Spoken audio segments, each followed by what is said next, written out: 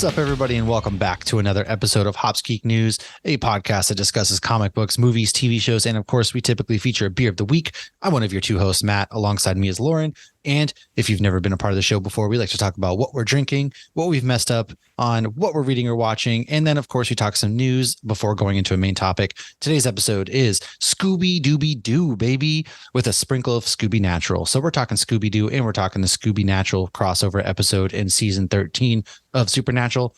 We're going to kind of kick off spooky season. It's September. The weather got like 5 degrees cooler in some areas. The leaves are starting to change. It's that time of year. Pumpkin beers, pumpkin coffees are upon us. And if this is your first time, please, by all means, go give us a review, drop a rating on any of your podcasting platforms, subscribe to us. And then, of course, if you want to support the show, patreon.com/hopsgeeknews, where we do all sorts of fun things for our Patreons. And as always, thank you for hanging out with us if you're a returning Patreon member. First things first, my beer of the week is going to be from Smutty Nose Brewing Company out of New Hampshire. I haven't had this beer in a while. It is called the Pumpkin Ale. It is brewed with real pumpkin, and man, it's delicious. Smutty Nose, fun fact, I'm on their wall because I completed their food challenge. And so that's my claim to fame. If you ever go there, I should be on there. I'm one of the first people who did it. But like I said, they're out of New Hampshire. Really good beer. I'm drinking out of a can like a savage this week. I apologize. I am mid-move, currently living in a hotel. No end in sight to that hotel living. So if you hear any sort of like bangings, airplanes flying over, just bear with us. I apologize for that. But Lauren, thanks for putting up with me.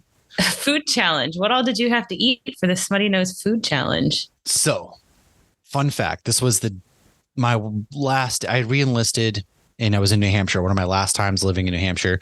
And so before I even went to this food challenge, like we had lunch, like I had a hot dog at Liar's Bench Brewing and some beers. No. And we went to Smutty Nose and I saw a food challenge. It was like a pound burger, a pound of fries. And they had to change fries. Yes. Fries so this is before they changed it to include like a milkshake. So this was a pound and a half. It actually might have been a pound and a half of a burger with like stuff on it. And then a pound of French fries though. And my friends and Carrie and everybody was like, you can do that. No problem. So I kind of got peer pressured into it. When I tell you, like, I had to get up and walk laps. Otherwise I was going to throw up because it doesn't sound like that much food, but I had eaten before. So this guy was at the boiling point, and I had some beers, so my belly was just already full at max capacity. I did it. By God, I did it. I got the shirt to prove it somewhere. I'm on their wall at their main location. And but if you've never been to Smutty Nose, though, it's a really cool brewery. They have Smut Labs, which kind of sounds like inappropriate, but they do like experimental beers, and all of they're on a really old farm from like the 1600s. So all of the grains, when they're done with them with their brewing, they actually donate to the local farms to feed the animals. So it goes to a good cause, which I am all about. And awesome. They got little seals because there's a little seal on like Smutty Nose Island. And yeah, man, it's cool. I did that food challenge. I will probably never do a food. I won't say I never do a food challenge again, but that one was rough. I walked to the woods. I did laps. It was rough. Yeah, I don't think I'll ever do it. I picture John Candy in The Great Outdoors doing the food challenge whenever I hear food challenge. But we did the Big Texan Brewery like 5-6 years ago, and they have a food challenge there where it's like a piece of steak and a whole baked potato and just like, oh, and of course, like the one girl who apparently did it like the fastest is this teeny tiny little human being. Yo, it's like Joey Chestnut and all those people who did like the hot dog eating contest. They're all like skinny people. Yeah. I don't understand the science behind this. It's just no science. It's magic. It's not science. It's witchcraft. It is witchcraft. Speaking of witchcraft, what a lovely segue into our main topic. But we're not going to do our main topic yet. I'm not drinking beer. It's 10:30 in the morning, and I was going to drink a beer. Why you got to put me on blast like that? Hey, you're living out of a hotel right now. You can drink whatever you want. I ordered Tavor. I ordered the family business beers through Tavor. It was supposed to be here by the latest Wednesday, and it is still not here. So I even told my husband, I'm like, I'm going to be recording. If somebody comes, because it's 21 up, you have to sign for it. Please answer the door. So I'm expecting 2 bombers from them, and I ordered their Cosmic Cowboy, their 3 main beers. It was like a 12-pack. So I still haven't received it. And once I do get it, hopefully you are closed on your house and I can send you a couple of the cans too for our next Supernatural episode. So I'm drinking just coffee out of my Supernatural mug. I had coffee this morning. I've been mowing Dunkin' Donuts, honestly. Like that's the one good thing is there's Dunkin' Donuts everywhere. And there's one on the way to my daughter's school. So I've been hitting it up for the pumpkin coffee every morning. I actually tried the Starbucks pumpkin chai. I highly recommend that to anybody out there. Got an iced pumpkin chai from Starbucks. That's pretty good. and half my beer fridge from my adventures. So for those who don't know, I moved to Virginia. That's kind of where I'm living at now. And I started in Moab is our first stop. And that was a really cool place. So basically, when you go to Moab, the town itself is Radiator Springs, legit. Like it's Radiator. You even saw a tow mater, didn't you? You even saw a mater. And then when you get into Arches National Park, it looks like Jeddah from Star Wars, which it was just insanely beautiful, man. Like it's hard to believe a place like that exists. I went to Moab Brewing, didn't buy anything there. But then the next day we drove to Denver and stopped in Breckenridge, Colorado. Went to Breckenridge Brewery, and I also went to Golden Compass. Those are really great. Like Breckenridge is basically, if you open up a storybook, that's exactly what the town looks like. And everybody was insanely nice. I want to go snowboarding there. Yeah, it was, God, I would take a snowboarding trip, and I don't even necessarily do that stuff. But it's cool because as you go up the mountain, each level on the mountain has like these patios, and they have like all sorts of things to do aside from just snowboarding. And so in the summertime, there's a lot of cool things to do. But I went to Lady Justice. And so I got some Lady Justice Brewing and got to visit their brewery. Beautiful place. They're had them on Betsy on Hops News before. And so from there, went to Omaha for a few days, and I went to Kansas City, hit up a few breweries there. And the beer in Kansas City, pretty good. Everyone was really friendly, hit up some breweries there. Didn't bring any beer back from there. Went to St. Louis and went to Four Hands Brewing, which I got a 4-pack of pumpkin when it's called like Il Respute. And so I have that I'm going to be sending.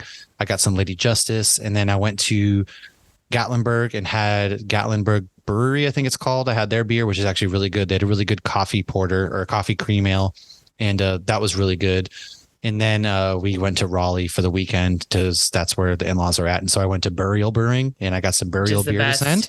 Yeah. Oh, their stouts are like, I don't know if I've had any. Maybe, I don't know. I think I've had one of their stouts at a beer share. But you know, when you're at a beer share, everything starts to taste the same. Well, I think we had some at the Nashville one we did last year. Oh, maybe that was it. Yeah. Honestly, like one bottle of their stouts, $20. And so I could not justify to myself buying a bottle like that. Otherwise, I was going to send some. So maybe like in your Christmas 30 on package. each of the bottles. I was like, wow, $20 for a bottle of a stout. Was it a 12 ounce? No, it was like a bomber. It was in between a bomber. Oh, like a Pliny bottle. Yeah, exactly. Okay. It was a little bit bigger. So I mean, it's super worth it. Their beer's amazing. The tap room's great. They have a few tap rooms. So Asheville has like their main tap rooms, and then they have one in Raleigh, which great. It's a food hall. So if you're in Raleigh, go there. But picked some beer up there, and then I came here to Virginia, and my town actually has like 10 breweries in it. I went to New Realm, saw Jay from Hops News, and New Realm, their tap room is a really good restaurant and a brewery, and that was awesome. Their beer is really good. Beer was really good, and they have like a concert, like a staged for concerts that actually get held. Like how big this place is. Well, and a lot of people might not realize, like Mitch Steele started it, and he was at Stone before, so that's like a big beer dude to open, start a brewery. So it makes sense that his beer's so good and that the brewery's doing so well because it's a lot of business too. Absolutely. I'm excited for that Sandra Day O'Connor beer. I have put that in a shopping cart more than once from Lady Justice and then couldn't justify the shipping cost. I got you. She's my favorite Supreme Court justice. Yeah, I'm sending you a lot of beers. I picked up some more beers last night. So I found Precarious Brewing, which is probably going to be my spot. It's 10 minutes from my house. I'm part of their membership. I'm going to go there. Beer Fest. Their beers are really good. So there's like a taco place in there, and then they also have a smash burger place, and then right next door in the same hall is an ice cream parlor with a mellow mushroom. So really you got 4 food options. Mushroom. It's an arcade inside too, so if you bring your kids, like kids can go and play in the arcade totally fine. Then if you want, there's tacos, like food. Their beer is really good. Everybody was insanely friendly at that brewery too. I didn't grab any beers from there, but I did grab you a couple beers from Virginia, like the Air Gordon. I'm going to send like that. Yeah, that's a fun can. Yeah. So there's like probably 12 beers I have coming your way at some point. Yeah. But anyways, people didn't come here to listen about that. I just want to talk about my adventures because we haven't recorded. We're recording like a month. Yeah. It's been about a month because I've been on the road and not anything. So this is like we've texted, but we haven't had a chance to like talk. Right. So you guys get to hear that. But in the meantime, what are some things that you've been reading or watching? So I did watch Knock on the Cabin, the one with Dave Bautista. It's a Midnight Shyamalan movie. Rupert Grint. It was interesting, like all his movies are, and I'll kind of just leave it like that. Like if I didn't like it too much, but Dave Bautista absolutely kills it in that movie. He's so good. He does do really good. And and Kristoff's in it. Yep. I obviously love the actor who plays Kristoff, whose name I will never remember because he's just never Kristoff. Remember. What now? It's going to drive me nuts because I know it. I of course watched Ahsoka. I did finish the Thrawn books. I did a little review of that online. I absolutely loved all three of them. And I did do a little poll because after reading these books, I'm really like Team Thrawn. He's definitely in the top 5 of my favorite Star Wars characters at this point. I don't think he's necessarily a villain. And I did a poll and I asked people, do you think he's a bad guy? Only 8 people voted, but 5 said yes. 1 said hell no. And 2 said we'll see. I did not vote. But just so you see the hell no and you see the we'll see, I'm not alone here. Thrawn is just very logical. We're still waiting to see him in Ahsoka. We're not going to do spoilers for Ahsoka at all. But I do hope that I could see him with Ezra. Like that they've been hanging out and they've been talking and Thrawn has talked. It's just, could you imagine they're just hanging out on Thrawn's ship, just like kicking out on a beach somewhere?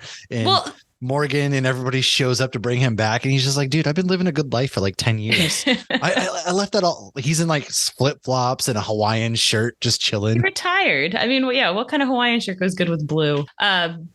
But he's just so like, okay, you think about Ezra, like how he talked to Maul and like he's been influenced a little bit by dark side. Like, and it's almost not a bad thing. It's more so like he's open-minded and willing to listen to these people who are older than him, who have been around. He still always goes light side and Thrawn's not necessarily evil. So I could see the two of them finding common ground and working together. So that's 100% agree. People were like, if Ezra's been trapped there, how is he not a bad guy by now? It's like, Ezra has a pretty good grasp of the Force. Thrawn, I will agree, he's been like, his big thing is like for the greater good of his people and his interests. So he's never an outright like, because he didn't like the Empire. And his people are the Chiss, not the Empire. Like he joined the Empire to help his people.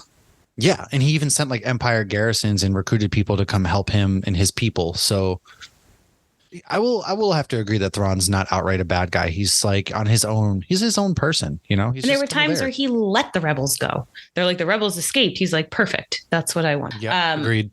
The only other thing I've really watched is Good Omens. I rewatched season 1 before I watched 2, and I'm so glad I did because I forgot so much. That show is so good. I loved season 2. It ended on a motherfucker give me season 3 right now note, I will say, for me personally. It's season Amazon, 3 has, so you're gonna have to wait 4 years? I know. Well, I think it's been like 4 years since it's season been a while. 1. Yeah. The two of them together, David Tennant and Michael Sheen, are phenomenal together. Even just watching interviews of them, the way they feed off each other is amazing. And their chemistry definitely shows up on screen as well. You know, Crowley, who is a demon, and then you have Aziraphale, who is an angel, and they are just phenomenal together. And like the first one, it's Doomsday. Doomsday is supposed to be happening. So Eric Kripke is a fan of Neil Gaiman and has obviously, when you're a fan of somebody and you're a writer, he's taken inspiration from that. So you see a lot of things in Good Omens that I've seen in Supernatural. Like there was one line where he says, I don't want to say what he says because you haven't gotten to that season in Supernatural. But I text, my Supernatural group. I'm like, I literally heard this exact same line in Supernatural. So it's a lot of fun. And obviously it's I want to say he's my second favorite Crowley, but they're about even now. So Mark Shepherd and David Tennant Crowley. Well, it's just David Although Tennant. Say Crowley. Yeah, I was going to say they have the same name, but it's David Tennant. So how could you? He's even Huang. Huang. Yeah, in Ahsoka. Yeah, and David Tennant. It's my favorite Doctor. One of the best working actors that are out there. Yep. So that's mainly what I've been watching. If you have not seen Good Omens and you like Supernatural, definitely go watch Good Omens. And it's one of those shows you really want to pay attention when you're watching too, because that makes it funnier and it makes it better. Hey, man, to be honest with you, I haven't been to the movies. I haven't really watched anything. I haven't really had a chance to read anything. I got a stack of comic books that I need to read. I picked them up. Same. I found a comic shop, Comics Cubicle in Williamsburg. That's kind of going to be my hangout spot. It's a really cool comic shop. So if you happen to be in the Williamsburg area, check that out. But yeah, I just haven't a chance. Football started. I watched football. I don't like being on the East Coast now though, because everything starts so late. And we think it's weird that you guys start watching football at 9 a.m. over there. So it's a godsend because I am that old man that falls asleep early. So by last night, it was like 10:30. I'm nodding off. It was wait rough. till the NBA finals. That's rough. Just wait until we're recording podcasts and we have to do a few of them. And it's like 11 at night. I'm going to be asleep on this show. I'm wide awake and Matt's falling asleep because I'm used to it. Yeah, God, I gotta prime myself. But yeah, haven't read or watched anything. I have Ahsoka. Other than that, but well, and we've been posting more about the comics we have been reading on our social media, and we've been posting stuff on Nerd Initiative as well. Like I read a little bit of Dr. Aphra, which I hadn't read her before. So if you are curious in more of the comics we're reading, definitely check out I definitely our Instagram. Really, you're right. I've been reading for Nerd Initiative, Buffy the Last Vampire Slayer issue 2, and then I've been reading also Something Is Killing the Children. Which I just finished volume 1 and just picked up volume 2. Yes, I don't want to spoil anything for that, but if you want to see our comic book reviews and see what we have been reading as well in the meantime, go to nerdinitiative.com, follow Turn a Page, where Lauren was just on this week too. Read the first volume of Umbrella Academy. That's right. So check out Nerd Initiative. We're doing some things there. We've partnered up with them. We're doing comic reviews that come out weekly with them. So please, by all means, go to Nerd Initiative, check that out. And other news, we'll roll into some news. First things first, the strike is still ongoing, and this podcast stands with SAG-AFTRA and also with the Writers Guild. Of course, they deserve to be paid, and it's insane that the fact that Writers Guild was basically like everything we've asked comes out to $47 million a year, and these companies are making billions of dollars a year. So it's just absolutely ridiculous that we're still doing this. It's like 120 something days, I think, at this point, maybe 130, and yeah, man, they deserve to get their money. It's ridiculous. People deserve a living wage, especially while all these big studio heads are just getting their money, making $76,000 a day, for example. Making insane amounts of money. Yeah. So if you can, go donate to any of the Writers Guild, the SAG-AFTRA, to help some of these people who are getting kicked out of their apartments now. They are trying to find other jobs, but people aren't wanting to hire them because they know they're going to jump ship at some point. So whatever you can do, if you can give, I know just to go outside these days, it costs you $100. So whatever you can give, help out. We're all struggling, and we can't get good movies because things have been pushed. For example, Dune 2 has been pushed to March because of the ongoing strikes. We're looking like Aquaman 3 is still going to be releasing at the same time, and the Marvels 2 is going to be premiering still at the same time. They're moving up their date to get some of those IMAX viewings. And then we are going to get Gen V, which is coming to Amazon Prime September 29th. And they actually have come out and said that this show takes place in between seasons 3 and seasons 4 of The Boys. And Eric Kripke is not going to let season 4. We're on season 4 of The Boys, right? Yes. Yeah. Eric Kripke is not going to let season 4 of The Boys come out, pretty much is what it sounds like, until the strike is over. And sounds like he's holding it hostage. He honestly, good on him. Which is amazing. Eric Kripke has been one of the very few people that have been out there really organizing. He had the Supernatural strike, the Boys strike. Like, they've been out there doing their thing. Yeah. Well, and I thought it was interesting when he shared, and he goes, I'm not doing this for pity. I'm doing fine. Obviously, he's got a very successful show on Prime. He goes, but Supernatural is quite often in the top 10 streaming shows on Netflix, and he's never received a penny from Netflix. Now, I was talking to my husband about it. He's like, yeah, well, he should have negotiated for that. And it's like, well, when Supernatural came out, there was no streaming. That was not a thing. That's what a lot of these shows too. This is a lot of the shows on Netflix, like Suits and Breaking Bad, are other ones. Aaron Paul doesn't get a dime from Breaking Bad. Right. And a lot of people stream these shows on there. And we're not concerned about the people who obviously are doing very well and making millions. It's the extras and the people in the background and people like that that they're really striking for. There's 1% of actors and actresses that are living very well. But then you have the writers who you could get paid. So for example, some writer could get paid to write a season. The one of the writers for The Bear, he only makes like $20,000, and that's it. And he can't, and a lot of their contracts don't let them write anything else except for that show. And so they're not being paid. And that's kind of what we're dealing with. And so it sucks. Like, how do you expect them to live if you're only letting them write one show, but you're also only paying them pennies? Right. And they're creating good quality content. The Bear is one of the best shows out there. Yes. But aside from that, Percy Jackson will premiere on Disney Plus December 20th. And they're going to show a featurette on October 15th, aka that's my birthday. So just a heads up, if anybody wants to shower us with some love that day, by all means, all we ask is that you just go download our podcast. And aside from that, Star Wars Visions will be coming a comic book, which will release in November. And if you haven't watched Star Wars Visions, it's a very beautiful, different take on Star Wars. Highly recommend that. In other news, a PR firm has confirmed that Rotten Tomatoes has been paying $50 for reviews to inflate scores. Honestly, not surprised at that. I guarantee you that some PR firms have been paying to deflate scores as well. And it's kind of the issue with Rotten Tomatoes these days. It's why I don't put stock in Rotten Tomatoes, for example. I really don't. It's make your own opinions. And it's because crap like this. It's like for a movie I want it to do good, but yeah, it's a bunch of bullshit. Well, people it's considered rotten. And you see it with like DC, for example, like Blue Beetle, unfortunately did not do well in theaters, but it's a very good movie, for example.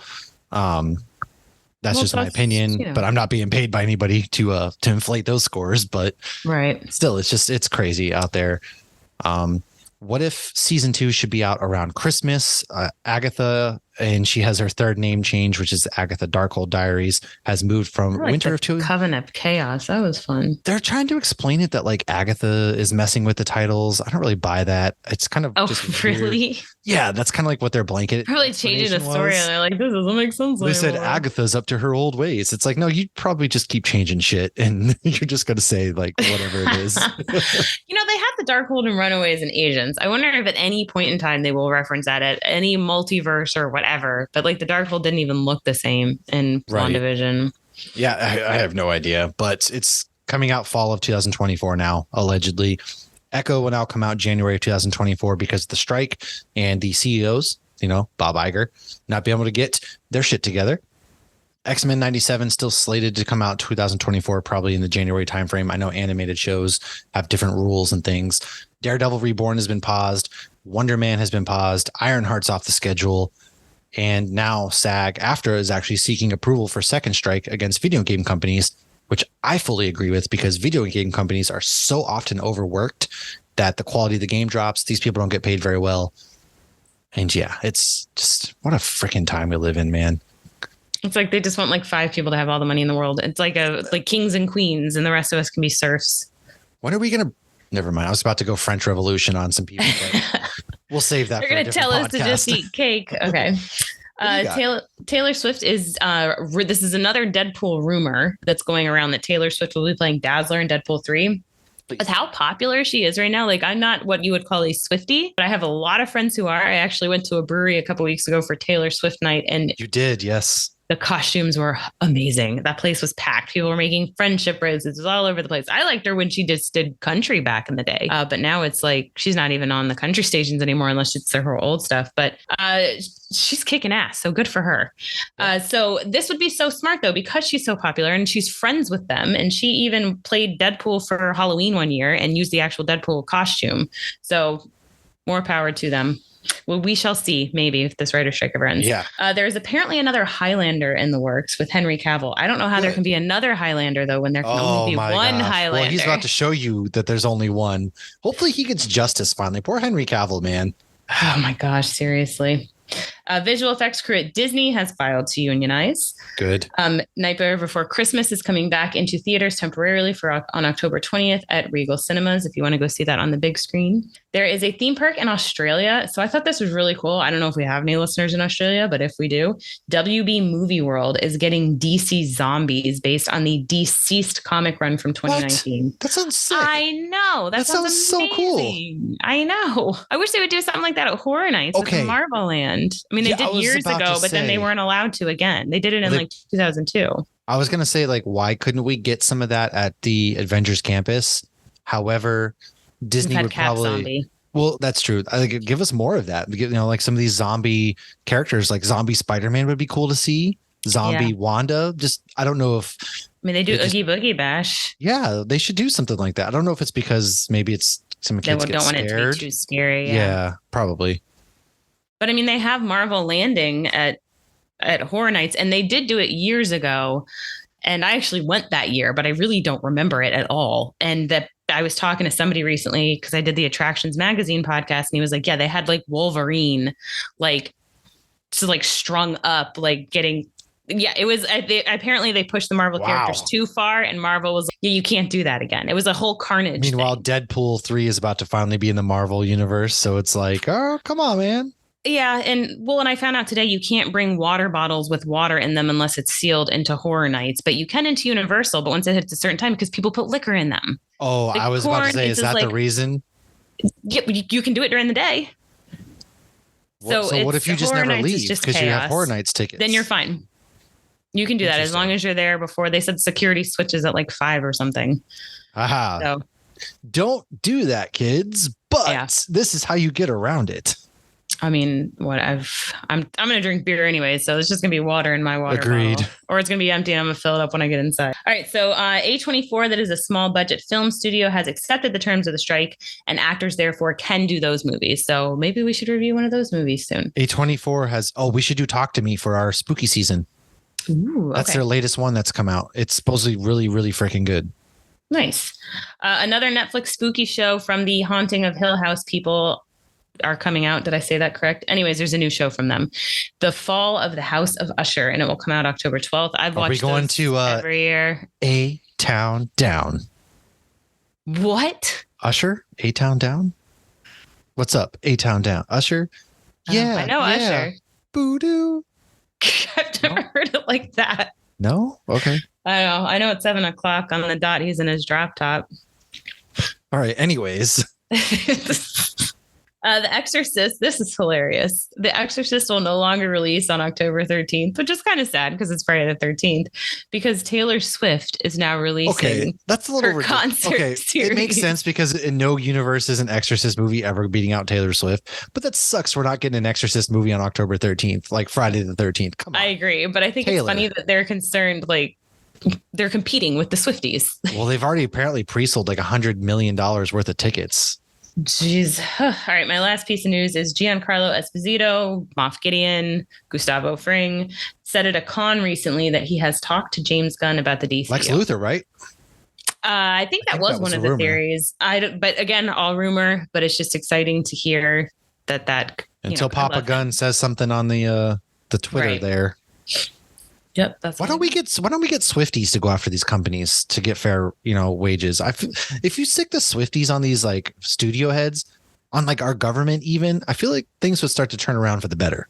I think they're too busy trying to get on wait lists to get tickets to these concerts. Taylor, run for president. I'm kind of for this because I feel like you can make some positive change and you would definitely win. And maybe that can help our government. I don't know. But anyways, let's go into our main topic, which is Scooby Doo, including Scoobynatural. So, Lauren, take us away.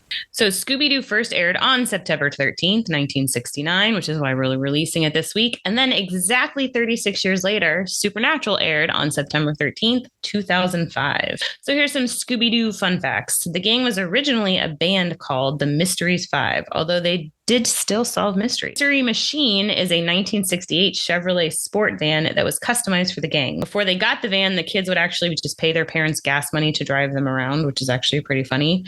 But I love that it's a 1968 Chevrolet, and obviously in Supernatural, we have a 1967 Chevrolet Impala. Was that a coincidence? Maybe. Shaggy's real name is Norville Rogers. Shaggy, I found this hilarious and random, and I feel like made up. Shaggy has a collection of 653 decorator belt buckles, and he wears a different belt buckle every episode. The audience just can't tell, which means he's not really doing that. Yeah, I'm confused by that. Then who said this? Where did this come from? This was on the comic book page. CBR, is that what it is? So I did not get this from a random thing. But he said that he started collecting belt buckles to motivate him to lose weight due to his love of Scooby snacks. Again, doesn't make sense. He's super duper skinny. Now he just does a bunch of drugs and that's how he stays skinny. But the drug he does makes him hungry. He gets the munchies. True. But all that running they do from episode to episode, that's a great way to stay in shape. Definitely. The reason Fred and Daphne always split off from the group together is not because they're a love interest. It's because the writers found them to be the least interesting, and they wanted to focus more on the interesting characters. That's kind of mean. Yeah, it's true. The reason Velma often loses her glasses is for the voice actor Nicole Jaffe actually lost her glasses fell off one time while recording, and the directors thought it was cute, so they kept the idea. Last non-movie Scooby-Doo fun fact is Fred got his name from CBS's head of children's programming, Fred Silverman. He is the only character to have the same voice actor in nearly every iteration of the show. Oh, wow. Nearly everyone. Pour one out for Matthew Lillard, which the Scooby-Doo 2000 movies.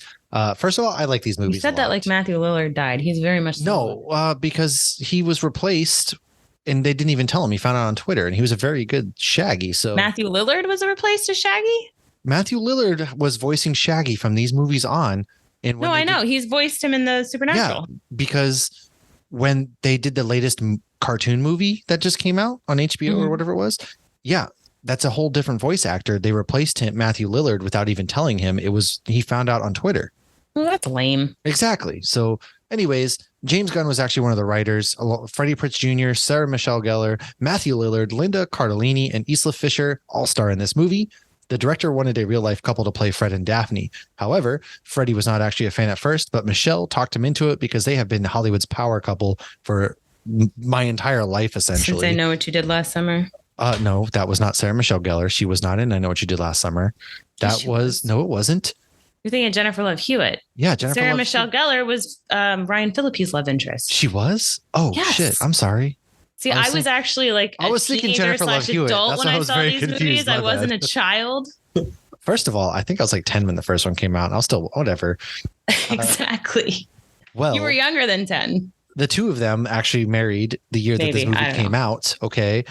And the original cut was R-rated according to James Gunn. Then eventually they turned it family friendly. According to James Gunn, when he talked to Vanity Fair, they had to CGI over some of the cleavage. Apparently it was a lot of weed and sex jokes. I double checked this because I was like, there's no way this is real.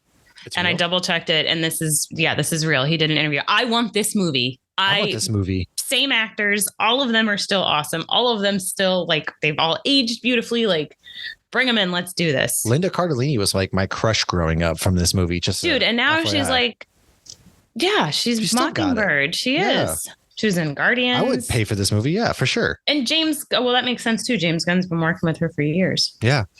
Frank Welker, who voiced Freddie Jones in all the Scooby Doo cartoons, provides his voice to one of the evil creatures in this movie. Originally, Matthew Lillard would scream for a very long time to make his voice all hoarse to do a perfect Shaggy imitation. It didn't quite work out, so he began to actually try to imitate the voice he did when his voice was all tired out from all the screaming.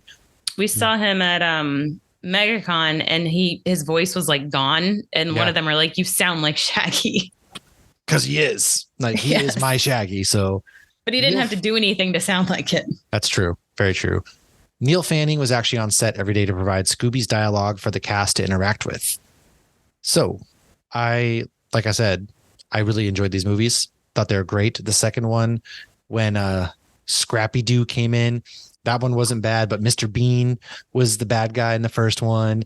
These movies, they're just fun, man. And they sneak Scooby on the plane, dressing him like a old grandma. It's like, what idiot doesn't know I don't know. That's what I love about Scooby Doo. It's one of my favorite properties of all time, just because it's something that you can just turn your brain off, and it's lighthearted. And when you're just feeling sad or down, you can turn on Scooby, and then you're just like Scoobynatural. I was laughing the entire episode. It was awesome. So let's dive into that. Let's do it. But before we do that, real quick with the movie, I remember seeing the movie. I was working in a daycare, and we went with all the kids, and I see them in the van, and the van's smoking, and I'm just like, what the fuck? And then kids, shield your eyes. And then they were cooking hot dogs or something. And then Isla Fisher cooking hot dogs. Her name's Mary Jane, and he's like, Mary Jane, that's my favorite name. I love Mary Jane. I just wanted to point those things out. All right, let's go to Scoobynatural. Scoobynatural, take us away. So in Scoobynatural, the Justice, Sam, Dean, and Castiel are transported into the animated world of Scooby Doo, where they join forces with Scooby and the gang to solve a ghostly mystery. So I love that this episode right out the gate just starts with Dean fighting with a giant stuffed dinosaur. Oh, right from the get-go, you knew what kind of episode this was. It was awesome. Like the stuffed plush dinosaur, they pour holy water on it. Then he lights on fire and just blows up. That sets the entire tone. And then they're taking the TV. It was great. Yeah, and there's a lot of serious stuff going on in that season, so it was a nice break. I love when they do things like that, because I did rewatch it before I told you to watch it, because obviously you're not season. But also you have Dean at the very beginning, just be like Elsa and let it go. And he's like, seriously, Elsa? And he was just like, yeah. There's another episode where he quotes Dory, and he's like, he looks at him, he goes, don't shame me for loving that fish, or something like that. So Dean is a Disney fan, even though he makes fun of Sam early on about the princess stuff. But there's so many Scooby-Doo references throughout the 15 seasons.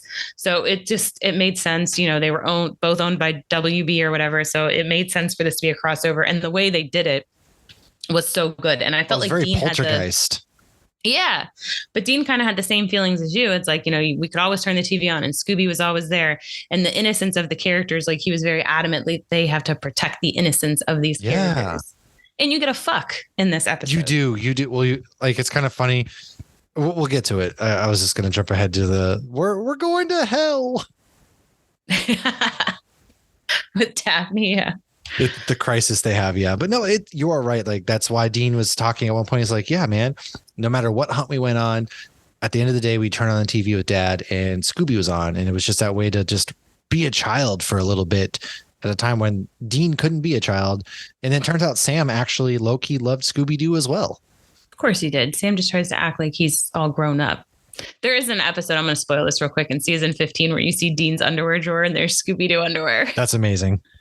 Well, yes. Frank Welker, who has been voicing Fred since Scooby Doo, Where Are You in 1969 and took over as Scooby in 2002. Welker is the only actor from A Night of Fright is No Delight in 1970 to participate in this episode. When Jay is arrested. Is what this episode was. Yes. When Jay is arrested, it says Crystal Cove Police on the side of the police car. Crystal Cove is the town where all of the mysteries took place in Scooby Doo Mystery Incorporated 2010. Great series. Go watch it. I highly recommend. I believe it's on Max right now.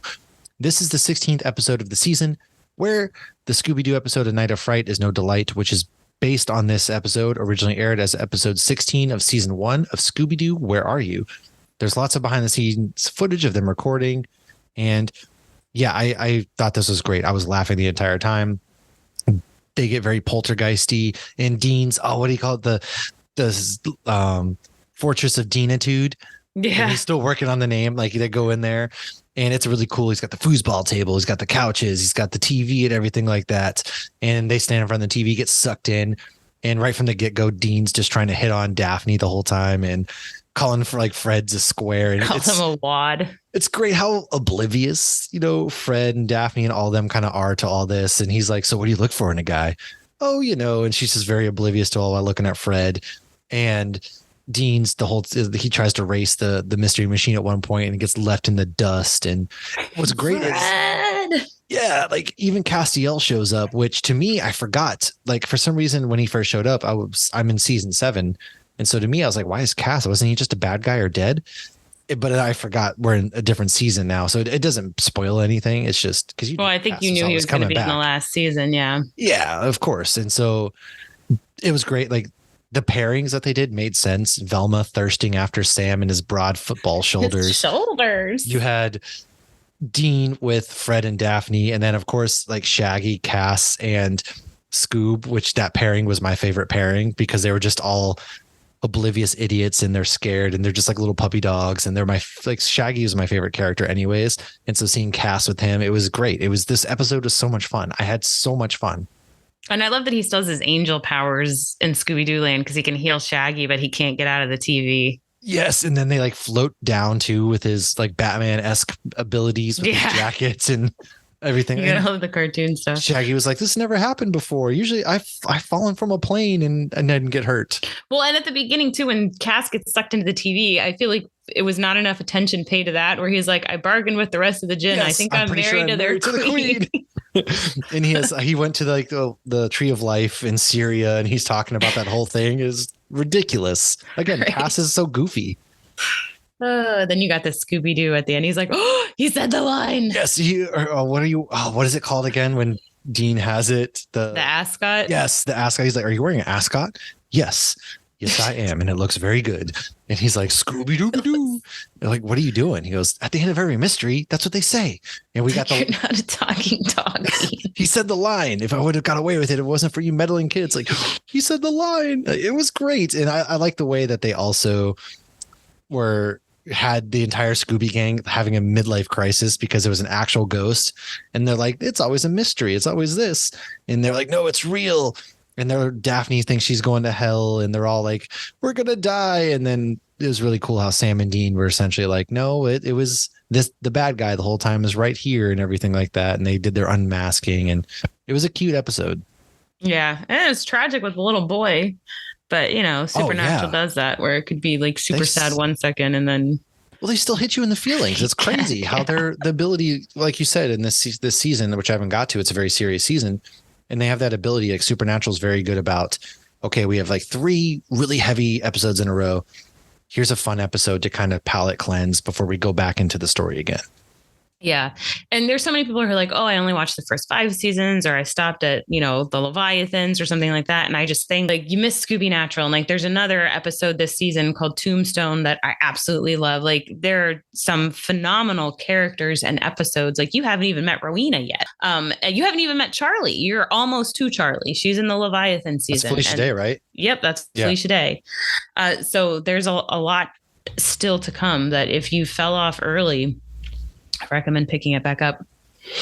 Yeah, it's like that with some shows. It's just you need a break. Stick with you need a break. I haven't watched the show because I've been moving, but this episode, it was so much fun. Like they were making fun of Sam. Why is he such a downer? And Dean's just fawning over the entire process. He's like, "Oh, this guy's the bad guy, by the way." It's like that makes sense, but it turns out the whole thing is all thrown off because again, the ghost turns out to be the little kid who just wanted to see his dad again, and he gets very angry sometimes, like children do. I swear, my kids, when they're very angry, they're like this demon ghost as well. Oh, I was ready to throw the Wi-Fi extender across the room yesterday, and I'm a grown-ass adult. Yeah, like we all get that way, and it was a very sad story at the end, and that turns out that the guy finally got busted for tax evasion, which is hilarious. Yeah, like it's good enough for Capone, good enough for you. Yes, that's what he said. Yes. For some reason, I was thinking it was a Wesley Snipes joke coming, but it was the Capone joke, and it was great. And the guy was a sleaze bag, and it was a fun episode, man. I had so much fun with this. Yeah. No, I'm glad. The first time I watched it, I feel like I liked it more the second time. Because, like, I was exposed to Scooby Doo. I've seen Scooby Doo, but I never fell in love with Scooby Doo. Like, my aunt, who's actually a Patreon, she loves Scooby Doo and she loves Supernatural. So when this came out, yeah. And like my Zombie Island is like the best piece of art. That's actually, I know you have wanted to talk about that for a while. I do. Talk about that for a few minutes before we wrap things up. Yes. Okay. Scooby Doo on Zombie Island is one of the better Scooby. It's very creepy. They go to the bayou, and the witches, they're cats, and they're just trying to prolong their life. And I just love it because it's one of my first memories of Scooby-Doo being like legitimately kind of creepy, because they're real ghosts, they're real witches. And for some reason as a kid, that was just one of my first memories of Scooby-Doo for some reason. And I was drawn to it. And so to me, it holds a good place in my heart. And Scooby-Doo doesn't have a bad episode that I've ever watched. I mean, I'm sure there might be. Scooby's one of those things that like they cross over with everything. You have Scooby-Doo crossing over with Batman. You have Scooby-Doo crossing over with the Grey Ghost. Scooby-Doo meets Supernatural. It's just insane. And it's one of those timeless characters that you just always see, and it transcends generations, in my opinion. And yeah, man, it's just like there's legit zombies, and I'm a big fan of the zombie genre. So to see legit zombies in the Scooby franchise, again, the witches and all of the mysterious aspects of it, that's just one of those things that always stands out to me. And so I love Scooby-Doo and Zombie Island. All about that shit. And the film, I just looked it up. It was dedicated to Don Messick, who was the original voice of Scooby-Doo. Oh, man. That's cool. Yeah. Yeah. So that's all I kind of have for Scooby-Doo. I love it. I could do like an entire breakdown, like series of Scooby-Doo episodes. So maybe we'll revisit Scooby-Doo, and Lauren might get into it. Mark Hamill is in it. Yeah. Mark Hamill's done. That's what I'm saying. Like, in Simple Plan, actually, one of their most popular songs is actually, I believe it's from the Scooby-Doo Mystery Incorporated series, and like they do the intro for it, and at their concerts and stuff. Like that's what they'll play it sometimes at their concerts. They didn't play it at Epcot. Oh, weird, because they usually play it. Like a lot of fans want it, and yeah, they did the intro. It's a banger of an intro.